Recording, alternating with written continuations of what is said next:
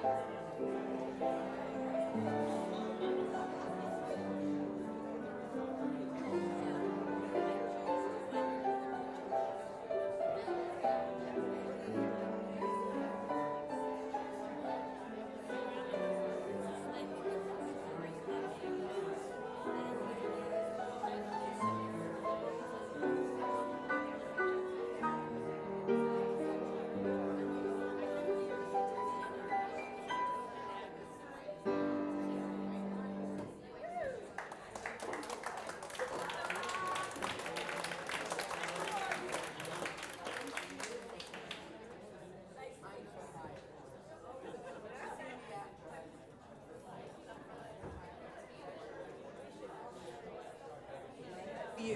Beth Keane.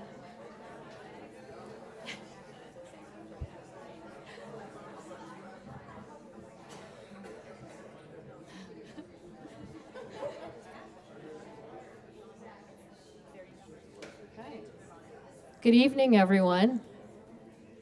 Hello. Hi. My name's Beth Keane. I'm the CEO of Holocaust Museum LA, and welcome to the History of Anti-Semitism in Los Angeles. This is going to be an enlightening conversation tonight, I can guarantee that. And thank you for that spontaneous piano performance. It was wonderful. The piano is actually one of our largest artifacts at the museum. Jordana can share its history. Well, for those of you who have never been to Holocaust Museum LA, we are the first survivor-founded and the oldest Holocaust museum in the United States, and we are home to the largest collection of artifacts on the West Coast. So if this is your first time, please come back and take a look at our artifact-rich galleries. And we have some amazing tours on our audio guide, or we can arrange a private tour for you. Since day one, our mission has always been grounded in teaching the lessons of the Holocaust and its social relevance to empower students and visitors of all ages to stand up and speak out against hatred, bigotry, and anti-Semitism. And it was very important for our founding survivors to never turn anyone away from learning this history. So the museum is open 7 days a week, and we are free for all students and youth 17 and under. We serve, yes, that does deserve applause. We also pay for the bus transportation, which, as you know, is very costly for Title I schools. Many students who are in under-resourced school districts, the only field trip that they will ever get in high school is actually a trip to the Holocaust Museum. Last year, we served over 30,000 students.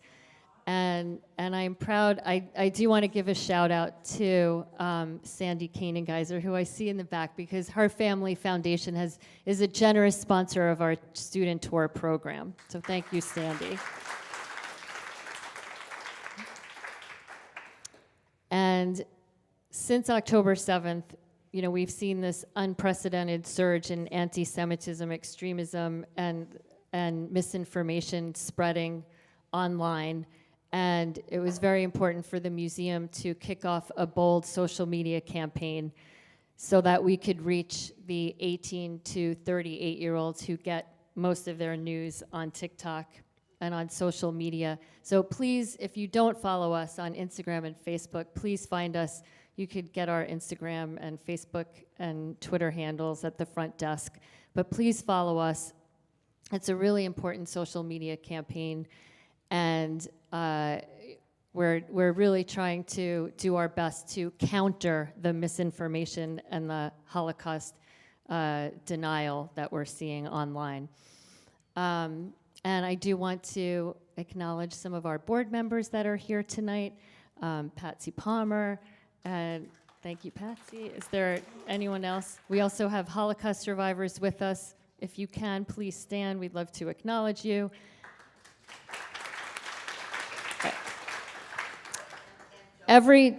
And the docents. We couldn't do our student tours without the docents and without our Holocaust survivors. Every single student that comes through the museum gets a customized docent tour, and hears from and has dialogue with a Holocaust survivor.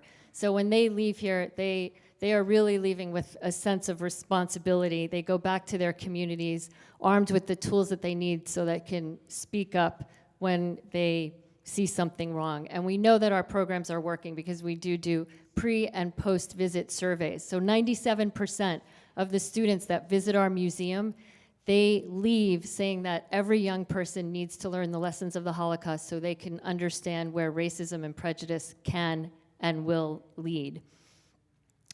So with that, I want to introduce our panelists tonight. We have an impressive bunch with us. It's my pleasure to introduce Jordana Gessler. My glasses. Most of you know who Jordana is. She is our Chief Impact Officer at the museum. As the granddaughter of Holocaust survivors, and with over 15 years of work in the Holocaust studies field, Jordana is a visionary leader with a proven track record in leading program, research, and education initiatives. She has written articles and presented internationally on topics including contemporary anti-Semitism, fiction and the Holocaust, art and resistance, and teaching empathy.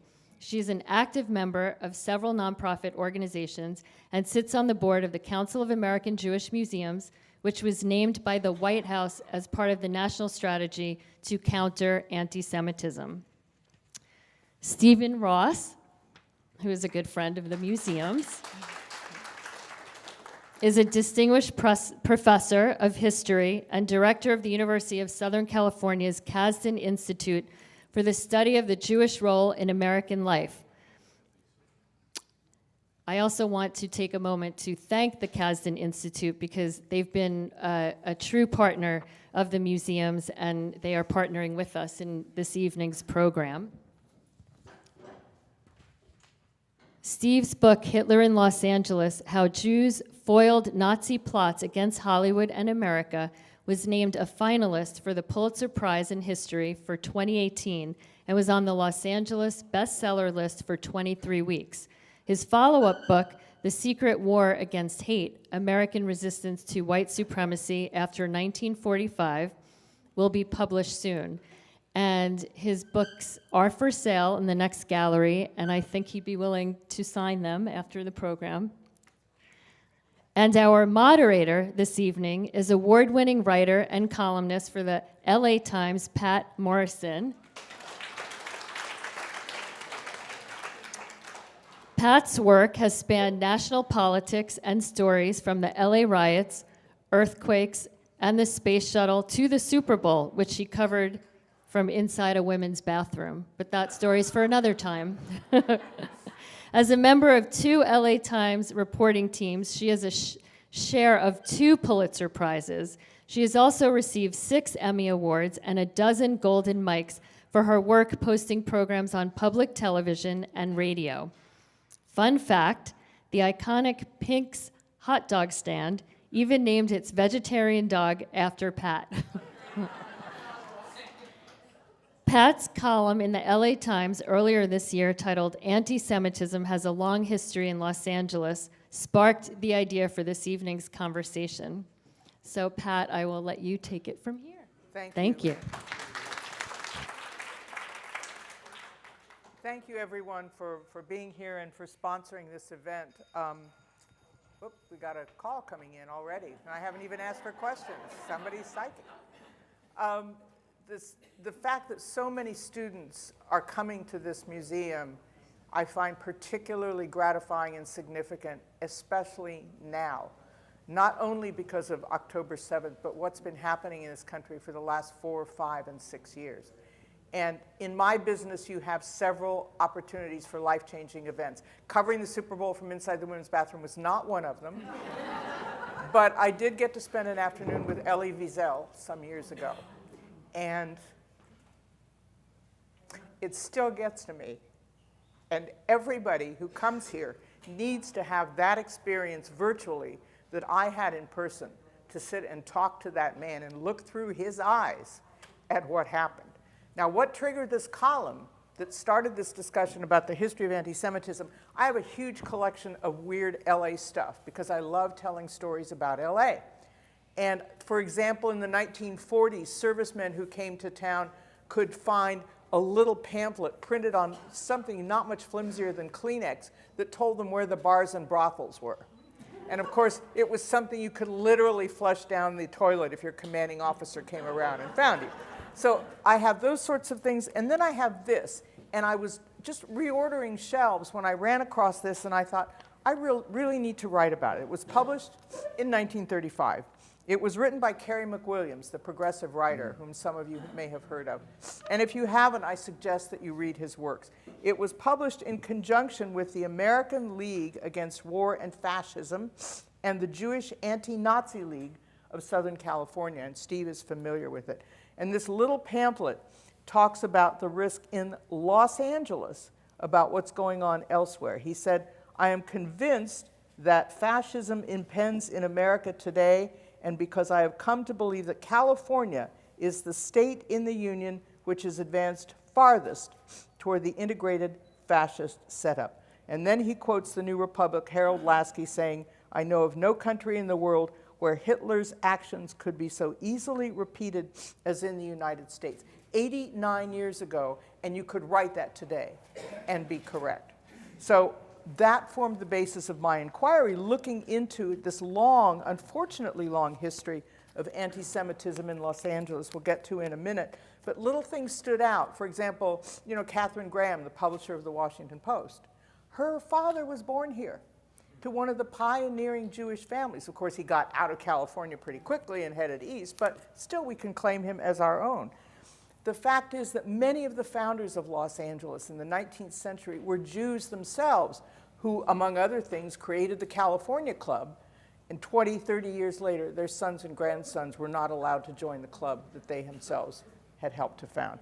So Steve and Jordana are both so conversant with this, with their history, so I want to ask them, and Steve, of course, from his book about the Nazis in Los Angeles, we had this sense of Los Angeles as a blank slate, that everything would start from zero here, everybody started at the same starting line. But we know about restrictive covenants. We know about the sorts of things that Carey McWilliams wrote about.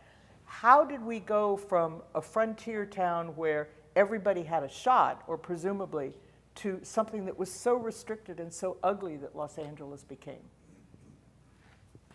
Everybody never had a shot. It was from the time, I mean, I don't know when we want to start frontier time. Frontier justice. 1850 is when we began to get... Frontier justice, frontier mentality. Really, it's not until my sense, and I'm not a historian of that earlier period, it's not really until 1880s that Jews really start putting down what we'd say more permanent roots in LA.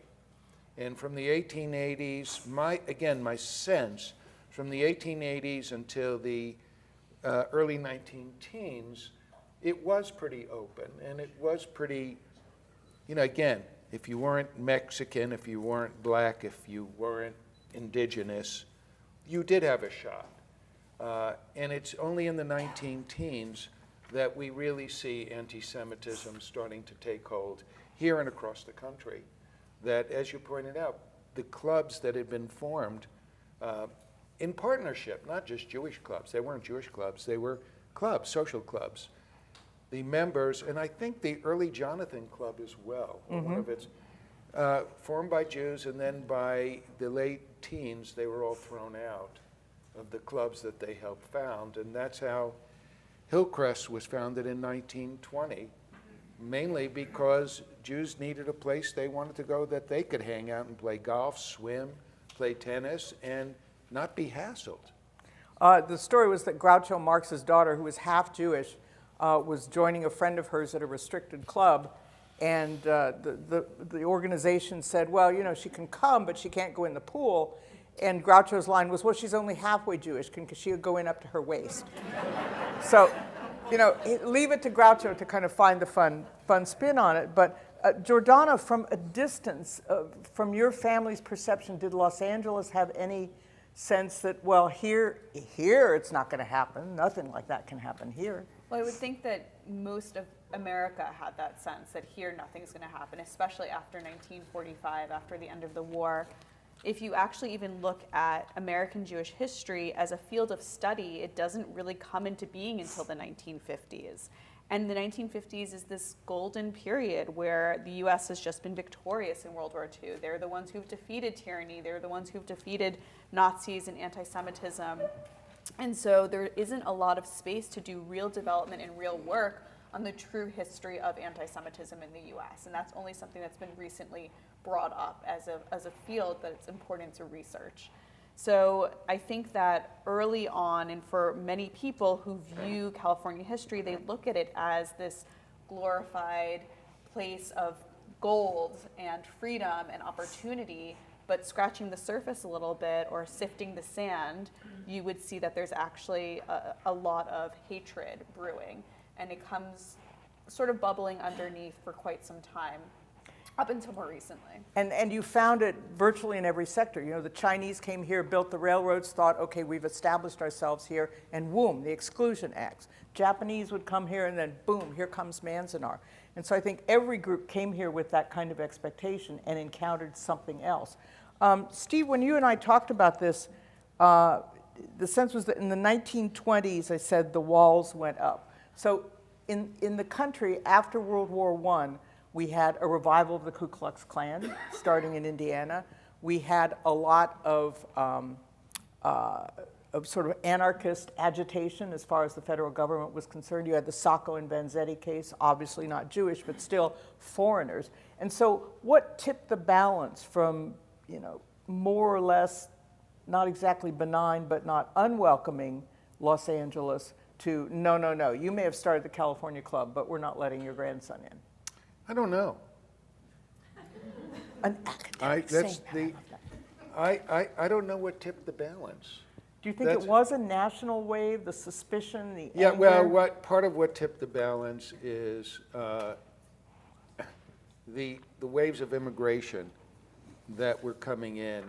Up to the 1870s, we had good immigrants, that is, white, Christian, and mainly Protestant, not Catholic, from Western, Northern Europe. They came from cities often. They were skilled. They certainly were literate. And then by the 1870s and 1880s, up until World War I, that's when we had the second huge wave of immigration that came from Central, Southern, and Eastern Europe. And these were people who came from agricultural, pre-industrial backgrounds. They tended to be Jews and Catholics. They tended to be very poor. And it was seen, you know, polluting the bloodstream, sound familiar? Polluting our bloodstream, raping our women, coming across the borders. Well, it was not dissimilar to what we see now. And by 1924, the federal government became so concerned they passed an Immigration Act, the Reed-Johnson Act, that basically said, Southern, Eastern, Central Europe, those Jews, those Catholics, the poor ones, forget it, they're not coming. So you had this wave in the post-war era of, we don't want all these undesirable immigrants. We want the well-educated Western European ones, but these ones are also coming. Slovenian models. These were not the people. And you saw this, unfortunately, less so here, although it was here too. It was really pronounced in New York, where there was a huge divide between the German, the older German. The Germans tended to come in the 30s and 40s.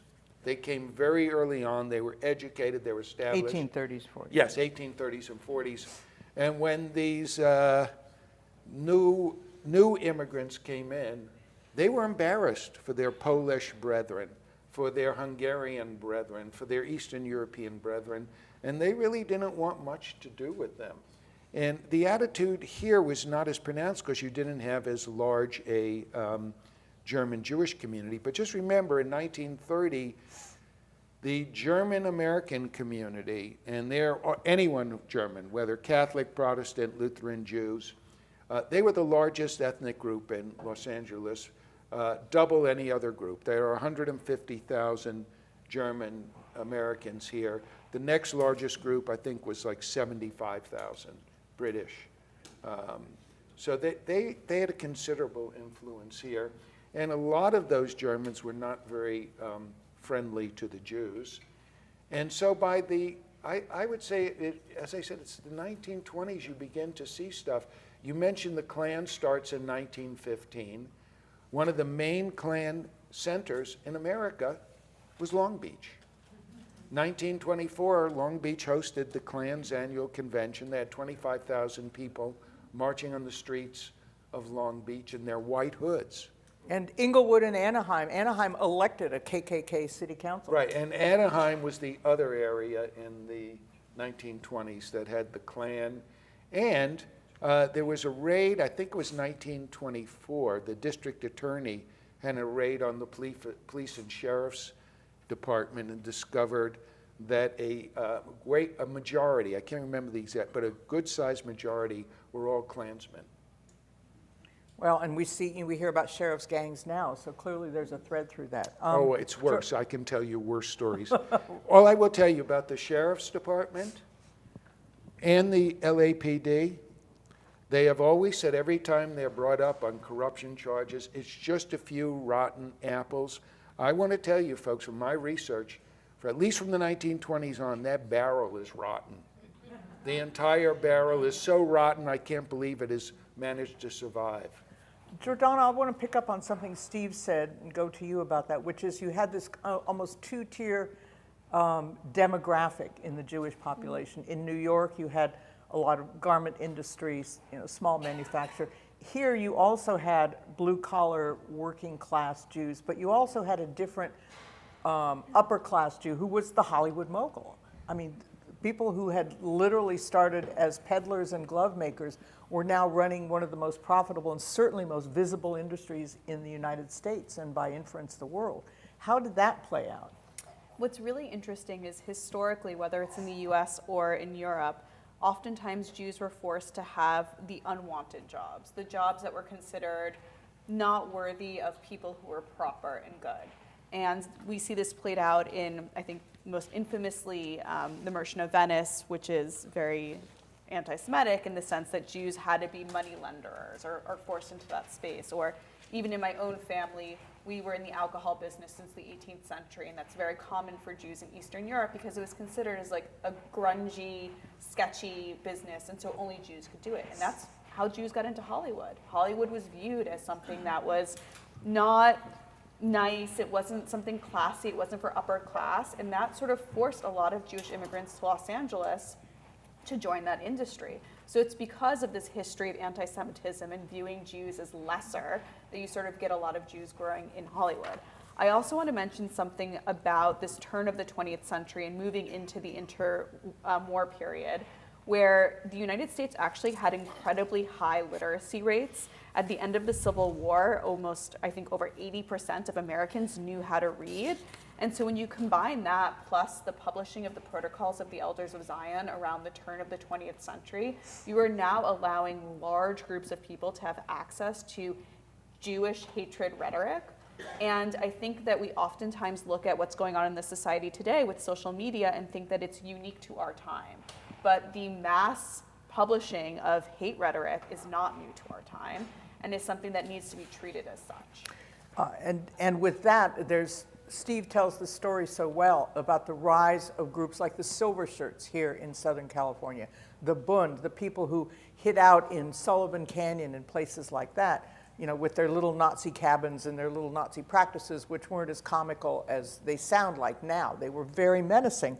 And as I went through in this column, and I saw some of these archives, Northridge has some archives that are very useful about this, about some of the propaganda that was being published. Steve, on one level, when he was writing about Hitler in Hollywood, was about the Third Reich taking on movies directly. But here with Silver Shirts and other organizations throughout the 30s, 1935, 1939, anti-Semitic handbills that just appeared here and there in neighborhoods, in mailboxes that were put up around town. The Pasadena police spent like a day or something taking them down off telephone poles in Pasadena. The American National Party, of course, they hide behind anodyne names like that, so you don't really know what they're about. But here are some of these disgusting flyers that went out. One of them, buy Gentiles, employ Gentiles, vote Gentiles. Your dime spent at the movies may endorse and support further Jewish attacks upon our Christian morality. These went up all over Los Angeles. And in 1939, I think, 1935, you opened your copy of the LA Times, and there were some of these flyers in there. They were stuck in the LA Times. And they were, I don't know, some of the same kind of language, and they also had horrific illustrations of the kind, the caricature, the vicious caricature, which I'm sure you have seen in this museum. And so there was an investigation to how they got into the LA Times. The leader of the local Silver Shirts fascist groups, who had been a printer and a Times employee, who engineered the flyers' distribution, folded in home editions of the Los Angeles Times. That's how sinister they were, and that's how massive their operation was. Steve, you want to talk a little bit about the Nazi and Nazi sympathizer presence in Los Angeles? Yeah, the flyer that Pat refers to was by Ingram Hughes, who was the leader of the American National Party. Any party that has a hyper-nationalist name, be very afraid of it. Be very afraid. In this case, he is a lawyer who never really practiced. He was a failed lawyer. He worked as a linotype worker at the LA Times. And he printed up something called a proclamation. And it was 8 by 10 piece of paper. He went in at like 2 a.m. in the morning because he had a bunch of friends who were working there Saturday night, Sunday morning. They slipped it into every copy of the LA Times. Imagine you wake up Sunday and you go out and get your paper, and out comes this flyer that says a proclamation. And here's the key. I mean, there's so much on it that I can't go into all of it, but the key line that took my breath away, 1935, we call on all God-fearing Christians to join us in solving the Jewish problem that cannot be solved in any legislative way, but must be brought to a final solution. He talked about the final solution, and it was part of his plot. He was the one who was going to, they were going to kidnap 20 of the major Jewish figures in LA, bankers, lawyers. The only movie person that year was Busby Berkeley, and until I found that out, I didn't know he was Jewish. Busby Berkeley, a Jew? I don't know what the original name may, maybe it was Boris Blodgevich or something. But the idea was they were going to, Ingram Hughes was going to lead a group. They were going to kidnap 20 people. They were going to then take them out to a isolated park. They were going to hang all 20. And while they were dangling from the rope, still alive and dying, they were going to bring machine guns and shoot them full of so much lead that they would sever the trunk from the top of the body.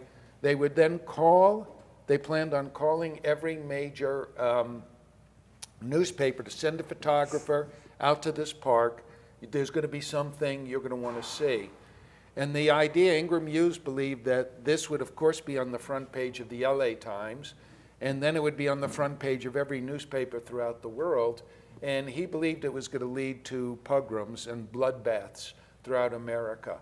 And one of the reasons it didn't happen is his right-hand man and confidant was one of Leon Lewis's spies, and had convinced, Leon Lewis was the spy master running a spy operation because the LAPD, the Sheriff's Department, and the FBI refused to protect Jews, refused to believe, as far as they were concerned, the Bund were just good old Americans. The Silver Shirt were good old American boys. What do you complain? Just, the Jews, we know Jews complain about everything. And Chuck Slocum said to Ingram Hughes, we know that Leon Lewis has a spy operating inside the Bund, probably in our organization. And if we do this right now, The spy's going to know he's going to finger us, and we're going to either get the gas or we're going to go to jail for the rest of our lives. Let's just postpone it until we figure out who the spy is. Well, they never figured out who the spy is, and it never happened. Jesus. And Busby Berkeley lived to dance again and to show us all. But I want to ask Jordana, I know there were fascist sympathy movements in the upper Midwest in the 30s.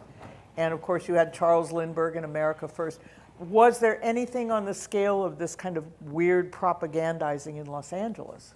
Yes, definitely. I mean, first of all, I want to recommend Hitler in Los Angeles. Okay. If no one's ever read it, the fact that you can have an academic write a novel a historic book that reads like a spy novel is incredible. But the sad part is that the sentiments of anti-Semitism and pro-Nazi movements did not leave Los Angeles after the U.S. entered the war. They were forced to go underground. But you have, in the 1950s, here in Glendale, the American Nazi Party sets up its headquarters. The public is very upset about this, so they close it down and move to El Monte, which is not too far away. And really, working at Holocaust Museum LA, we truly believe in the power of personal stories. And when we have students come through the museum, we're not just talking about history, but we're talking about the individuals in order to form connections with history and really empathize with the people who experienced the historic events we're talking about. And so I want to just take this moment and tell this one small story of a Holocaust survivor in our community named Mary Bauer. Mary Bauer is a Hungarian Jew. She's still living, nearing 100. And she was able to, after surviving Auschwitz, she and her mother were the only survivors. She first goes to Berlin in the hopes of coming to the US. Her mother stays in Budapest. They get separated by the Iron Curtain. Eventually, she ends up in Los Angeles. A lot of survivors at the time came here with this idea of freedom, both in the context of sunshine, but also Los Angeles in this post-war boom promised a lot of economic opportunity and growth. And so for many, many years, she's unable to see her mother because of the Iron Curtain. And in the 1960s, she finds out that her mother is able to visit. And now she's married, she has kids. Her kids haven't even met their grandparents or grandmother at all. And her mother comes, and she's so excited to show her mother what it means to be a free Jewish person in the United States, in Los Angeles, in this amazing city of freedom and opportunity. And so she brings her mother to a celebration for the 13th birthday of the State of Israel. And this is an event that is then attacked by a pro-Nazi group. And it leads to a violent outburst where people are waving swastika flags and there's a physical altercation. And this completely triggers her mother. And Mary had been hoping that her mother would want to stay in the United States, have her grandchildren spend time with them. And her mother says to her, I might not be able to wear a Jewish star in Hungary, but at least I don't have to see a swastika. And she never sees her mother ever again because her mother dies in Hungary behind the Iron Curtain. Oh my God. And I think that this just really pinpoints this undercurrent when even if you have laws and regulations outlawing and not allowing movements to take place, you have still sentiment that affects people on deep personal levels. And really until I think everyone takes a stance and really understands that fighting anti-Semitism or fighting Jew hatred becomes part of this mainstream movement to really combat bigotry and hatred and envision a world of mutual respect and understanding, until that happens, we will have a repetition of history throughout. And I think that even when you have moments where it seems to go under, it's still there unless we really deal with it. Jordana mentioned El Monte. My upcoming column is about the deep roots of the Confederacy in Los Angeles and why for so long we've been such a conservative city. We are now considered a blue city, but why were we so Southern? Why were we so anti-union? Why were we so pro-slavery in this anti-slavery state of California? So look for that because you can see some of the roots of what we're talking about here. We're going to go to your questions in a minute. Another one of these flyers that on the eve of World War II, the start of World War II, were confiscated 10,000 of them at a pro-Nazi costume ball, the German-American Bund. It was calling on Christian vigilantes to arise, calling Hollywood Sodom and Gomorrah, but misspelled it. So for people who preach the Bible but don't read the Bible, that's one of the giveaways. You know, the caricatured drawings, Jewish men and, quote, young Gentile girls. And it was in line with this, in league with this kind of ugliness that Steve was talking about. And this went on, as Jordana said, was suspended. It didn't stop. It was suspended during World War II, but it came back again. In the 60s, you had crosses burned on lawns in the San Fernando Valley as Jews were leaving East LA, leaving Boyle Heights, and moving west to the valley and the west side. In 62, there were 2 Protestant clergymen speaking at a Jewish temple, and while they were speaking, their homes were firebombed because they were in alliance. And so in the 60s, we saw the emergence of an alliance between Democrats, progressives, black Angelenos, Jewish Angelenos, resulting in the election of Mayor Tom Bradley and a coalition that endured for a number of years. But as Steve also said, the LAPD was not exactly on board with all of this. If we can get, I would like to get a quick sense of Steve from his book about Hitler in Hollywood and how the influence tried to stop Hollywood from making critical anti-German, anti-Nazi movies, how successful they were, and then we'll get your questions. Okay, they were incredibly successful. Adolf Hitler liked to watch a movie every night before he went to bed. He was a big movie fan, and his favorite films apparently were Walt Disney and King Kong. Put those together. And he and his Minister of Propaganda and Enlightenment. Oh, was that the full title? Yes, the Minister of Propaganda and Enlightenment, Joseph Goebbels. Both of them believed that film was an incredibly powerful medium. So powerful, they believed that British and American World War I propaganda helped sway the world behind the Allies and against Germany and its quest. And so they were determined. Hitler becomes Reichschancellor in January 1933. And he knows what he's going to do. He's going to start rearming Germany, and he's looking for war to create, the 1,000-year Reich. And one of the things he's afraid of is while he's arming, he's afraid that Hollywood will start making all these anti-Nazi films and anti-Hitler. And so he sends the vice consul from New York, George Gissling, to Los Angeles to become the consul. And Gissling is given one order and one order only: stop Hollywood from making any anti-Nazi film. And the hammer he has is the German import law of 1931 that says any studio that makes a film anywhere in the world that makes a film that in any way attacks, denigrates, or mocks Germany or its leaders shall have all its films banned. And if any one nation produces too many of these films, all its films will be banned. So he comes out in 33 with this, comes out in the spring of 33, and by 1934, Hollywood is under attack for being, a den of iniquity. Its films are full of sex and violence, and they're disgusting. And so Hollywood does what it always does. Anytime there are calls for federal censorship, they create their own code. So there was a production code that adopted the same thing Germany had, Section 10, that said, if you want to get a production code seal, and you needed that seal to get into a first-run theater, and it's the first-run theaters, you made 85% of your profit. So if you didn't get in a first-run theater, you were dead. So the Section 10 said any film that mocks, denigrates, or attacks a foreign country or leader will not get a production code seal.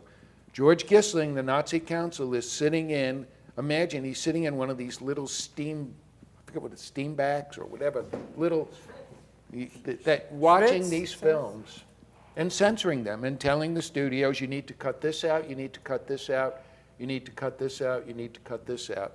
And he is so successful at it that no anti-Nazi film comes out of Hollywood until April 1939, when Warner Brothers releases Confessions of a Nazi Spy starring Edward G. Robinson.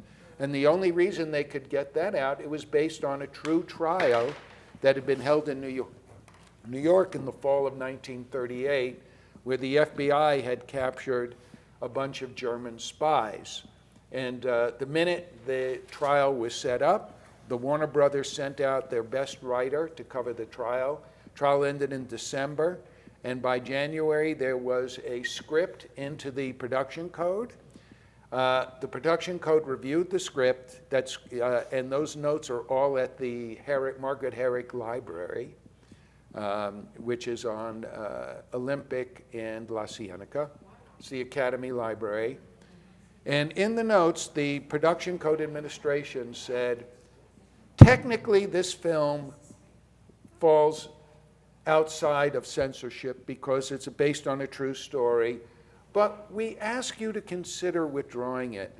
Given all the wonderful things Hitler has done for Germany, and given the wonderful economic relationship between Germany and Hollywood, do you really want to endanger that with this film?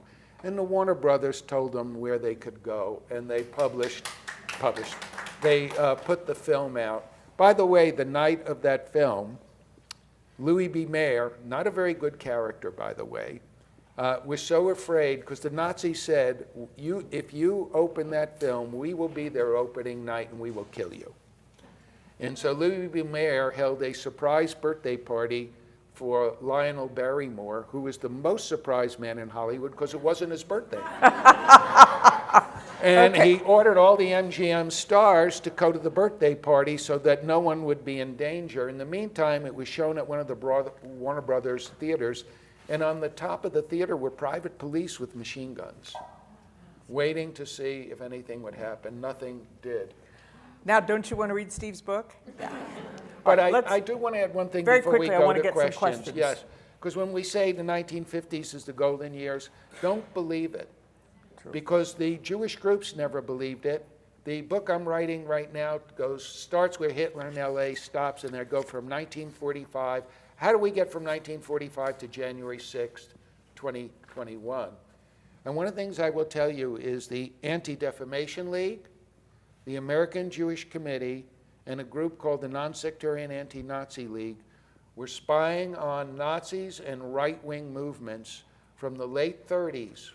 This man, Leon Lewis, started it earlier, but they as an organization went from the late 30s. The American Jewish Committee stopped in around 1964. The Anti-Nazi League stopped in the early 70s when its leader died.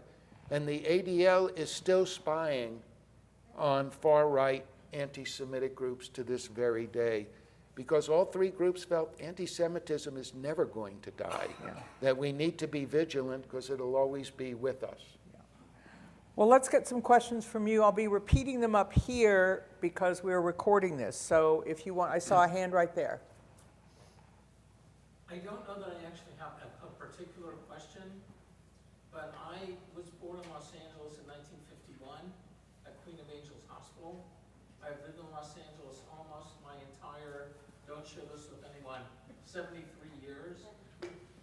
I grew up in Pasadena, California with my two older brothers. At that time, the only anti-Semitic experience that we had, I used to take a yellow cab twice a week from Daniel Webster Elementary School in Pasadena to Alhambra Synagogue Center for Hebrew School, and we had to drive through San Marino. And at that time, Jews could not own homes in San Marino, California. But aside from that, and I'm from the bottom of my heart, I appreciate everything that you guys have said because I think it's authentic and honest all the way. Anti-Semitism has been a part of our lives, unfortunately, since biblical times. And I think, unfortunately, that it will continue, unfortunately. But I think, in many ways, that I don't ever remember experiencing specifically an anti-Semitic remark or being confronted by anyone. Yeah. Because I think Los Angeles, although it's had to put up with many of the things you described here for a long time, I think for the most part, Los Angeles has been a very welcoming community to the Los Angeles community. Okay. So, and it's a very long thing, and I won't repeat it, but you found Los Angeles to be welcoming and not encountering the kind of incidents that you heard about here or perhaps elsewhere. My experiences and my family experiences. I'll show one more little thing. Very quickly, we have a lot of people That's waiting fine. for questions, When so my brothers let's, were attending Pasadena High School, some of the non-Jewish kids would ask them when the high holidays were so they could miss school. what, they would say they were Jewish? Yes. Well, that's a switch, so let's get another question from back here. So if Hitler appointed Riefenstein as to Riefenstahl. Riefenstahl. Yeah. Did she ever make her way to Hollywood? Leni Riefenstahl in Yes. Hollywood. Yes, There's the sequel. and she was shunned. I'm sorry? She was shunned. Most of the Jewish moguls wouldn't see her. One of the people who was very enthusiastic about greeting her was Walt Disney, who was, I don't want to disappoint you, but was no friend of the Jews. But there was a boycott organized to make sure no one went to any affair that Leni Riefenstahl was Yeah, they at. all had to go to Lionel Barrymore's party that night. Yeah. Another birthday party. Poor Lionel, he was getting up in years. Yes, back here. Continuing the conversation about Confessions of a Nazi Spy, what do you suppose really motivated Harry Warner to really pursue making this movie that separated him? All the other studio executives would not touch this. Right. And were afraid of losing business. But Harry and Jack, especially Harry, was determined to make this movie at any cost. Okay. His own health, his life, and the studio. What do you think was really the engine behind it? Let me repeat that. The question about the Warner brothers, Jack Warner in particular, determined to make Confessions of a Nazi. Harry. Excuse me, Confessions of a Nazi Spy. Because they believed that, in fact, fighting for their people was more important than making a profit. And even Jack Warner, who is not such a nice man, was quoted in the newspapers when they asked him, why are you making this film? Isn't it going to endanger your studio? He said something to the, if I'm going to clean up the language, who gives a damn about making money when I've got silver shirts with the American fascists marching outside my studio with all these anti-Semitic, posters, placards.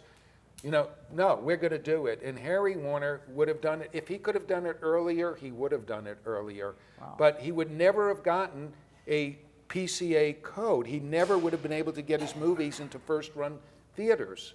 So that's why he had to wait for the right moment. And when the right moment came, he seized on it. And he didn't care if he lost everything on that movie. Wow. He didn't care at all. He a just mensch. wanted that movie out there. Yeah, Jordana, I was going to ask you about that. About the Warner Brothers specifically, they also were instrumental in helping sponsor Jews escape Nazi Europe and come to the United States personally.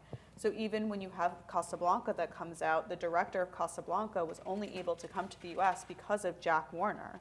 And in fact, the rest of his family had to stay behind and ultimately was murdered in Auschwitz. So I think also from a professional level, they personally, I think, saw it as their duty, whether or not they were good men or moral men on other regards, but I think they really aligned their professional with their personal intentions. And Carl Laemmle was the other one who brought many Jews over from Eastern Europe. This question here. It's really a comment. I think once the United States entered World War II, there were many, many more films made in Hollywood explaining the Nazi.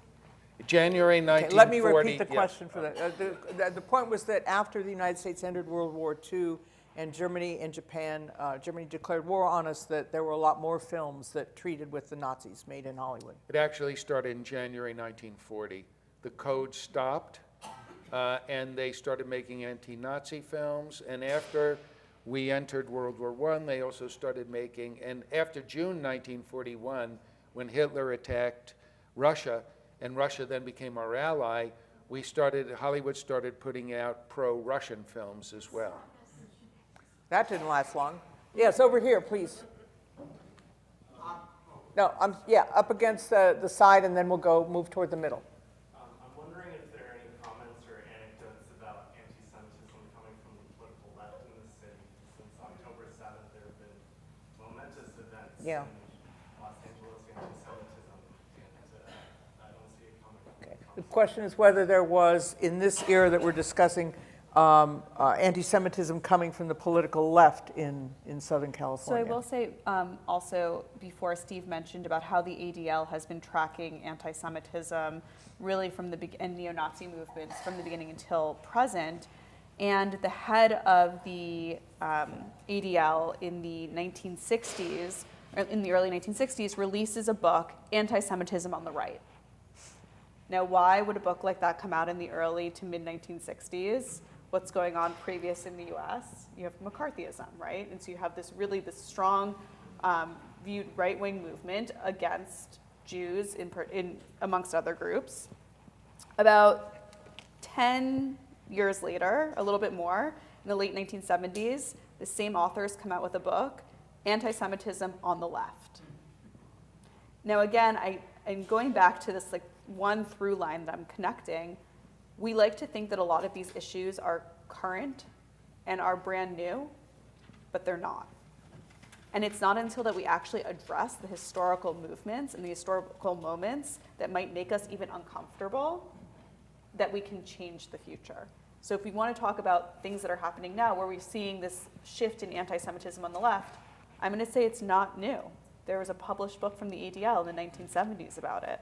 So I think that's really critical for us to dig a little bit deeper in order to understand what happened in the past so we can understand what could happen in the future. Okay, we have this question in here, and then we're going to have to wrap it up. So go ahead, please. On the piggyback with what he said, looking at the lessons from back then and moving forward, what lessons can we learn to Okay. now? Lessons to pivot really from what we know then to now and in the future. So maybe both of you can speak to that. So I would say one thing is to really take a look at history. If you're seeing something new right now that's upsetting to you, think about if it's repeated before, right? So the example of anti-Semitism on the left. And in order to do that, really, I think we all need to be having more difficult conversations in which we feel uncomfortable. I think we have to be having more conversations with people who might have differing opinions than us. I think we're moving into spaces where we're becoming more and more polarized, and what's important is to come back towards the middle and really start thinking about the individuals who are around us and rehumanizing them. There's a tendency right now to dehumanize. You see it especially with social media because of online bullying that's transformed into spewing hatred. And I think we all need to be doing a little bit more work to rehumanize the people around us.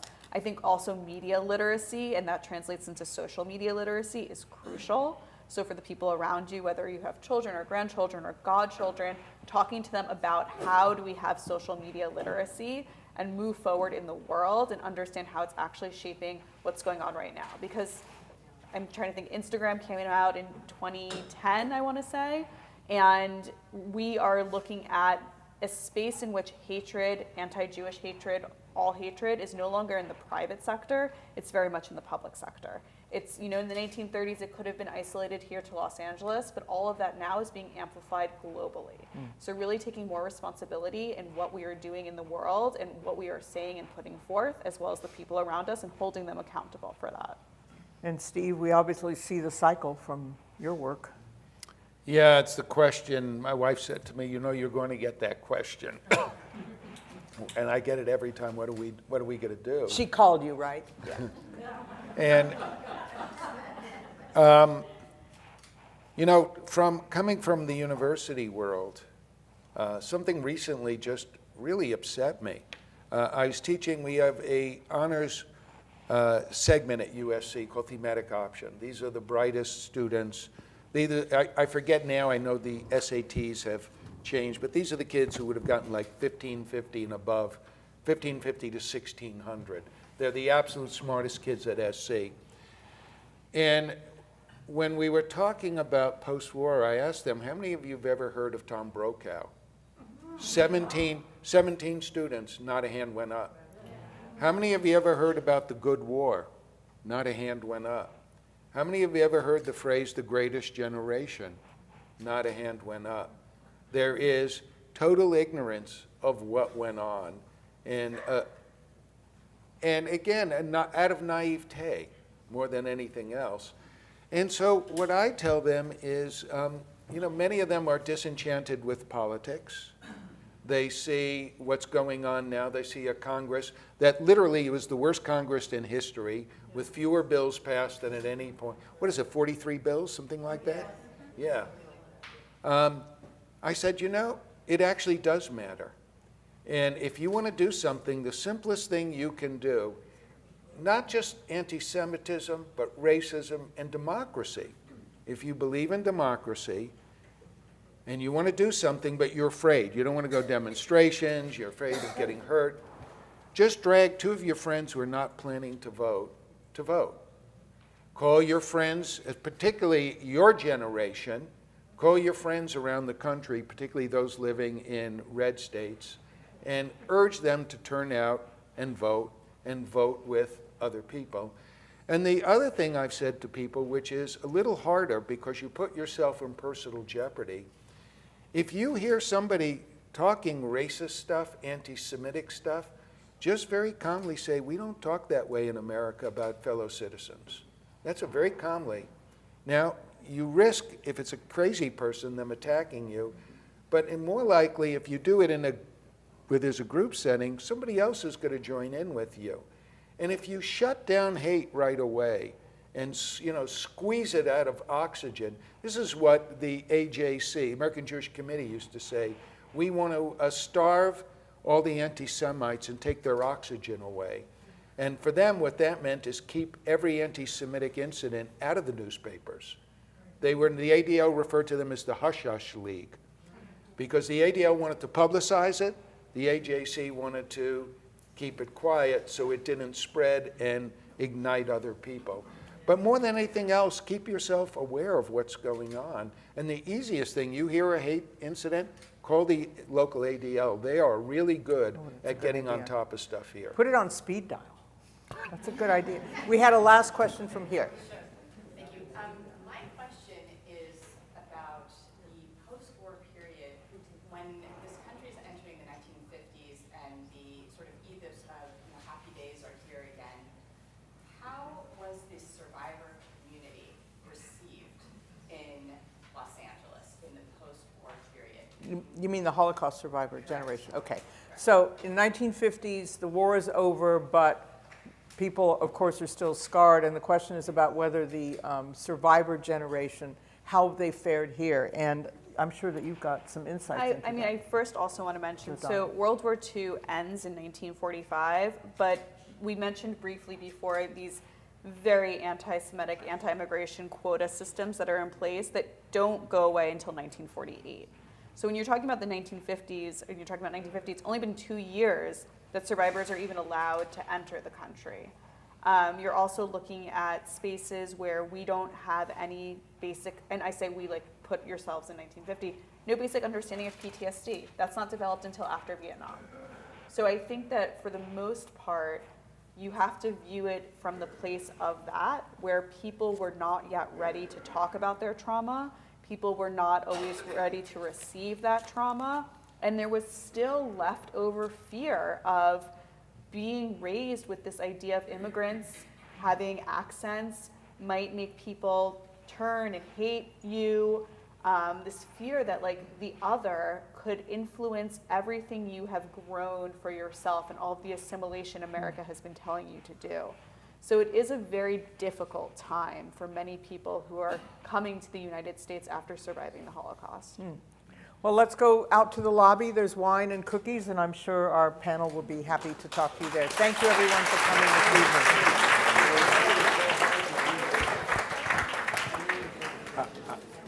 this evening. Okay.